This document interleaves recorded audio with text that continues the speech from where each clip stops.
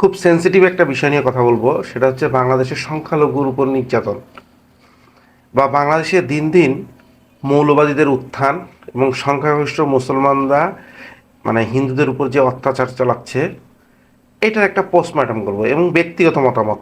এটা অবশ্যই কোড আনকোড যে এটা যে ঠিক সেটার গ্যারান্টার আমি না, আমার ব্যক্তিগত অবজারভেশন থেকে আমি এই কথাগুলো বলবো। বাংলাদেশে যে সংখ্যালঘুর উপর নির্যাতন, এটার অনেকগুলো কারণ আছে আসলে। প্রথম কথা বলে নেই, বাংলাদেশের সংখ্যালঘুর উপর নির্যাতন হয় এবং ব্যাপক আকারেই হয়। যতটা দৈহিকভাবে অত্যাচার হয় তার থেকেও অনেক বেশি মানসিক অত্যাচার চালানো হয়। যখনই আমি একটা হিন্দু বন্ধুর সাথে কথা বলবো, এক কথা দুই কথায় যেমন করে হোক আমি একবার প্রমাণ করে দিব যে সেই হিন্দু। তাকে আমি কিছু অশ্লীল ভাষায় গালাগালি করব এবং সবচেয়ে বড় কথা, তার ধর্ম নিয়ে আমি তাকে যা ইচ্ছা তাই বলে ফেলবো। সে কিন্তু আমার ধর্ম নিয়ে একটু কথা বললে আমি ধর্ম অবমাননার কথা বলে তার উপর হাবি হয়ে পড়ব। এই বিষয়গুলো আছে। এটার এক নাম্বার কারণ হচ্ছে, একটা ছোট্ট দেশ, 20 কোটি মানুষ, এবং আমরা প্রচুর ব্যক্তিগত সমস্যায় ভোগা একটা জাতি, অর্থনৈতিকভাবে পিছিয়ে পড়া জাতি, বেকারত্ব সমস্যা সহ অর্থনৈতিক সমস্যা সব কিছু এমনভাবে চাপায় পড়ছে, তখন আমরা হয়ে গেছি কি প্রচণ্ড প্রতিহিংসা পরায়ণ। আমরা আমাদের থেকে যে একটু দুর্বল, সে যে কোনোভাবে দুর্বল হতে, অর্থনৈতিক দুর্বল, সামাজিকভাবে দুর্বল বা সংখ্যায় দুর্বল হলে আমরা আমাদের ব্যক্তিগত ক্ষোভগুলো তার উপর ঝাড়া শুরু করে দিই। পাশাপাশি হয়েছে বাংলাদেশের চরম নোংরা রাজনীতি। নোংরা রাজনীতির ধরনটা আপনাকে একটু বোঝাই। ভোট আসলেই হিন্দুদেরকে নিয়ে একটা আলাদা চ্যাপ্টার খোলা হয়ে যায় এই দেশে, যে হিন্দুরা কাদেরকে ভোট দিবে, হিন্দুরা কি ভোট দিতে যাবে, হিন্দুরা তো অমুক দলকেই শুধু ভোট দেয়, আমাদেরকে তো কখনো ভোট দেয় না। এরকম ন্যারেটিভ তৈরি করা হয় এবং এই ন্যারেটিভ কিন্তু সব পক্ষ মিলাই তৈরি করে। এটা জামাত করে, এটা বিএনপি করে, এটা আওয়ামী লীগ করে। আওয়ামী লীগ হিন্দুদের মাথা বিক্রি করে এবং এই মাথা বিক্রিটা আবার সবার সামনে প্রচারও করে। আপনাদেরকে একটা উদাহরণ দিই, কয়েকটা। সেটা হচ্ছে, গত 15 বছর দুর্গা পূজা আসলেই এই যে আওয়ামী লীগের সাংসদরা আছে, সংসদ সদস্যরা ছিল, তারা নিজ নিজ এলাকায় দুর্গাপূজা ভিজিটে যাইতো, স্বয়ং প্রধানমন্ত্রীও বের হইতো। সেখানে যে কতগুলো খুব আপত্তিকর শব্দ ব্যবহার করা হতো। সেটা হচ্ছে, আমরা ক্ষমতায় আসলেই হিন্দুদের সুবিধা বেড়ে যায়। কি সুবিধা দিছে এই প্রশ্নটা করলে কিন্তু উত্তর পাবে না দিতে। এক্সট্রা কি সুবিধা দিছে এই উত্তর আই ক্যান চ্যালেঞ্জ দিতে পারবে না। আমরা আসলেই হিন্দুদের উপর অত্যাচার হয় না কেন? বাংলাদেশের ইতিহাসে হিন্দুদের উপর সবচেয়ে বড় বড় যে দুর্ঘটনাগুলো ঘটছে, প্রত্যেকটা আওয়ামী লীগ আমলে ঘটছে। বৌদ্ধ ধর্মের উপর সবচেয়ে বড় অত্যাচার যেটা হয়েছে, রামুর যে দুর্ঘটনাটা, সেটা আওয়ামী লীগ আমলে, এবং দেখা গেছে আওয়ামী লীগ সংশ্লিষ্ট ব্যক্তিরাই জড়িত ছিল। আওয়ামী লীগ আমলেই গোয়েন্দা সংস্থার রিপোর্টে, আপনারা পেপার ঘাটবেন পাবেন। আসলো কুমিল্লাতে কোরআন শরীফ অবমাননা, সেখানেও দেখা গেছে যে মানে কুমিল্লার যে মেয়র, তৎকালীন মেয়র এবং তার বিরোধী অংশ, যেটা আওয়ামী লীগেরই অন্তকন্দলের একটা, ওইখানে মেয়রের ভবিষ্যতে নমিনেশন নিয়ে বিষয়টা নিয়েই মনে করেন এই গণ্ডগোলটা পাকানো হয়েছিল। তারপরে আসেন নাসরিন নগরের যে গ্রাম জ্বালায় দেওয়া হলো আওয়ামী লীগ আমলে, এবং সবচেয়ে বড় কথা, ওইটা 1 নম্বর আসামিকে আওয়ামী লীগ পরবর্তীতে ইউনিয়ন নির্বাচনের চেয়ারম্যান পদপ্রার্থী দলীয় মনোনয়ন দিছিল, যদিও অনেক বিতর্ক হয়েছে, পরে তাকে সরাই দিছে। তাহলে কি বড় আওয়ামী লীগের কাছে হিন্দুরা সেফ না, কিন্তু আওয়ামী লীগের নাম বিক্রি করা হয়তো। এই দুর্গা পূজাগুলো আসলে অনেক ভিডিও ফুটেজ পাবেন যে আওয়ামী লীগের প্রধান থেকে শুরু করে আওয়ামী লীগের বড় বড় মন্ত্রীরা এই বাংলাদেশের হিন্দুদেরকে সামনে বসায় রেখে বলতো কি জানেন, যে আমাদের ভারতের সাথে খুব ভালো সম্পর্ক, ভারতের সাথে আমাদের এই কথা হয়েছে, ভারতের সাথে আমাদের স্বামী স্ত্রীর সম্পর্ক। এই যে বেচারা হিন্দুগুলো না পারতো প্রতিবাদ করতে, না পারতো মানে ওইখান থেকে উঠে যেতে, কিন্তু এই হিন্দুদের গায়ের মধ্যে সিল বসায় দিল যে এরা হচ্ছে ইন্ডিয়ান, বাংলাদেশের নাগরিক। তাকে তুমি এসে ভারতের সাথে আওয়ামী লীগের কী সম্পর্ক, এই বয়ানটা তুমি দুর্গার স্টেজে কেন বলতেছো? শুধুমাত্র রাজনৈতিক ফায়দা নেওয়ার জন্য, আর কিচ্ছু না। আর আমাদের দেশে তো সাধারণ মানুষের কথা কি বলবো, সাধারণ মানুষের তো শিক্ষিতের হার কম। আমাদের দেশ না, পাশের দেশ ভারত, পাকিস্তান, মালদ্বীপ, এগুলো সব দেশের শিক্ষার হার এমন খারাপ। এবং শিক্ষা বলতে আমি কিন্তু সুশিক্ষার কথা বলতেছি, ওই নাম দস্তখত শিক্ষা না, যেটা সত্যিকারের শিক্ষা, সেটার হার তো খুবই কম। আমরা ধর্মীয়ভাবে বায়োসড। আমরা বাংলাদেশের সংখ্যাগরিষ্ঠ মুসলমানরা মনে করি যে ভারতে একটা হিন্দু রাষ্ট্র, অতএব ভারতের সব হিন্দুদেরকে মারো, তাদের যেমনি ইচ্ছা তাদেরকে গালাগালি করো। ভারতের আবার সংখ্যাগরিষ্ঠ হিন্দুরা মনে করে যেমনি ইচ্ছা মুসলমানদেরকে মারো। মুসলমান দেশ ভারত, মুসলমানদের দেশ হচ্ছে বাংলাদেশ, বাংলাদেশকে অপমান করে কথা বলো।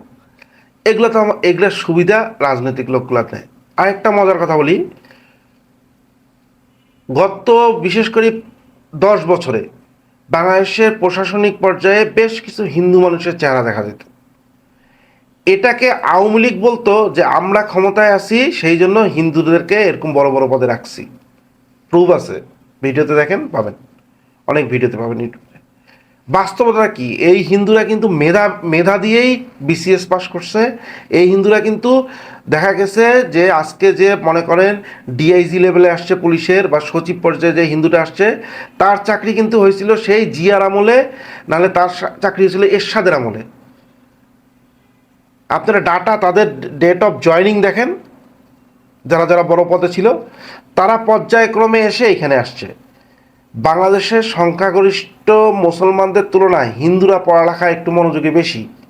এটা স্বাভাবিক, কারণ এটা ইন্ডিয়াতেও দেখবেন যেসব মুসলমান পড়ালেখা বেশি করে তারা একটু বেশি আগায়, তারাও বড় বড় পদে আছে ইন্ডিয়াতে। বাংলাদেশেও তেমনি স্বাভাবিক প্রক্রিয়াতে আসছে। এই এই যে আবুল বারাকাতের একটা রিপোর্ট আছে, আপনারা পড়ে দেখিয়েন। আবুল বারাকাত কিন্তু দেখা যাচ্ছে যে বাংলাদেশের যে শিক্ষিতের হার, উচ্চ শিক্ষিতের হার, সেখানে প্রায় 5 থেকে 7% একটু বেশি পড়ালেখায় মনোযোগী হচ্ছে হিন্দুরা। হিন্দুরা সাধারণত পড়ালেখার প্রতি মনোযোগী বেশি হয়, এবং হিন্দুরা অনেক গুছানো হয়, যেহেতু সংখ্যালঘু তাদের মধ্যে একটা মনে রাখে যে নিজেদের মধ্যে নিজেদেরকে শক্তিশালী হতে হবে। সেই জন্য তারা দেখা গেছে মানে নিজেদের পরিবার গঠন, মানে তারা যে সন্তান নিবে সেইখানেও তাদের অর্থনৈতিক বিবেচনা করে, ফ্যাসিলিটিস বিবেচনা করে তারা সন্তান নেয়। দেখা যায় যে অধিকাংশ আপনারা দেখবেন হিন্দুদের বাসায় তাদের ছেলে মেয়ের সংখ্যা 1টা কি 2টা, সর্বোচ্চ 3টা। মুসলমানদের মধ্যে তো আবার ধর্মীয় কারণে মানে জনসংখ্যা নিয়ন্ত্রণের উপরে কোনো আছে যে নিয়ন্ত্রণ করা যাবে না। মুসলমানদের কিন্তু দেখবেন পরিবারের সদস্য সংখ্যা বেশি। এই সব বিষয় মিলায়ও কিন্তু হিন্দুদের সংখ্যা কমতেছে। আবার দেশভাগের সময়, তারপরে হচ্ছে স্বাধীনতা যুদ্ধের সময়, এবং এরপরেও বেশ কিছু ঘটনাতে কিন্তু একটা উল্লেখযোগ্য সংখ্যক হিন্দু চলে গেছে ভারতে, সেখানেও একটা সংখ্যার পতন হয়েছে। এবং এখন কিন্তু অর্থনৈতিক মাইগ্রেশনেই হচ্ছে হিন্দুরা যেমন দেশ ছাড়ে, বাংলাদেশের মুসলমানরাও দেশ ছাড়ে। এই সব কিছু মিলাই হিন্দুদের পার্সেন্টেজ কমতেছে। আবার মুসলমানদের বহু বিবাহ একটা প্রথা আছে যেখানে হিন্দুদের নেই, সেখানেও কিন্তু জনসংখ্যার একটা জ্যামিতিক হারের মধ্যে ইম্প্যাক্ট ফেলতেছে। কিন্তু সমস্যা হয়ে গেছে কি জানেন, বাংলাদেশে দেখা গেছে, প্রথমে বলছি হিন্দুদের উপর অত্যাচার হয়, এটা 1 নম্বর আমি স্ট্রিক ধরেই সামনের কথাটা বলি। কিন্তু এই যে রাজনৈতিক দল, বিশেষ করে আওয়ামী লীগের লোকরা, ইদানিং দেখা যাচ্ছে যে একটা ছিনতাইকারী একজনকে মারছে, সে হিন্দু, সেই ছিনতাইকারী যে ছিনতাই করার সময় কি জিজ্ঞাসা করছে ধর্মের কথা, করে নাই। দেখা গেছে ওইটা প্রচারণা শুরু করেছে সংখ্যালঘু উপর নির্যাতন।